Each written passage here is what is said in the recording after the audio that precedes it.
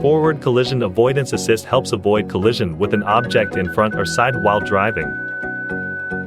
If FCA detects a risk of collision with a vehicle, powered two-wheeler, cyclist, or pedestrian in front, FCA assists with emergency braking.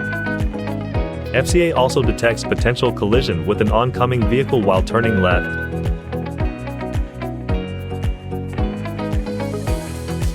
In case of an oncoming vehicle in the driving lane, emergency braking is activated. Risk of collision with oncoming vehicles from the left or right side can be detected. When changing lanes, if FCA detects a risk of collision with a vehicle in the next lane, FCA automatically assists with emergency steering. A pedestrian, who are partially in the vehicle's path, FCA automatically assists with emergency steering. If malfunction or disable is occurred, the warning displays in the cluster. FCA can be set under Settings, Vehicle, Driver Assistance, Driving Safety.